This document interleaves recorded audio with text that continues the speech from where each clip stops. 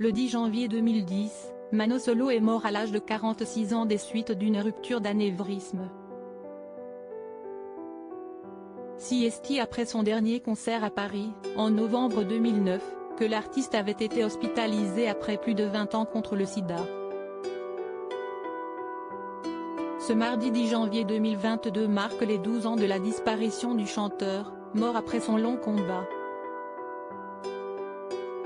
Inhumé le 14 janvier au cimetière du Père-Lachaise, sa tombe figure non loin de celle de Claude Cabrol. Sa mort a été soudaine, comme celle de son célèbre père, Cabu.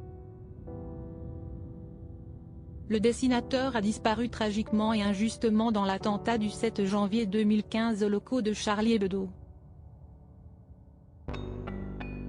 Mano Solo avait laissé endeuiller ses proches, parmi lesquels son père, mais aussi le monde de la musique et tous les amateurs de ses chansons si authentiques à la poésie engagée. Le dessinateur caricaturiste Cabu avait rendu un hommage avec beaucoup de pudeur et d'émotion, le 19 janvier qui suivait, sur Europe 1, au micro de Marc-Olivier Fogiel. Mano Solo était un homme de caractère. À tel point que lors de son hospitalisation, l'artiste rendait la vie difficile au personnel de l'hôpital parisien, dans lequel il recevait des soins.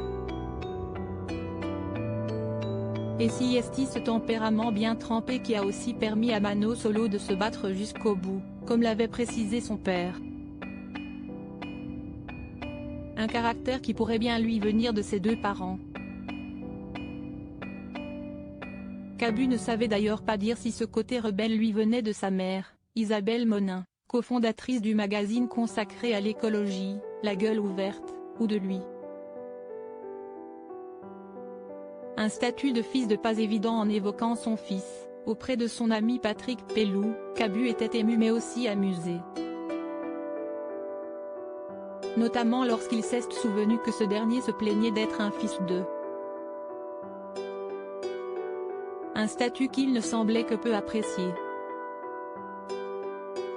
Ce jour, le caricaturiste avait ainsi confié qu'il racontait, Cabu, il dessine, moi je suis chanteur. Habité par la musique, il se transformait lorsqu'il montait sur scène. Et si son cœur était un cœur de vieux, selon son père, à cause de la maladie, Mano Solo ordonnait jeune lorsqu'il vibrait avec la scène.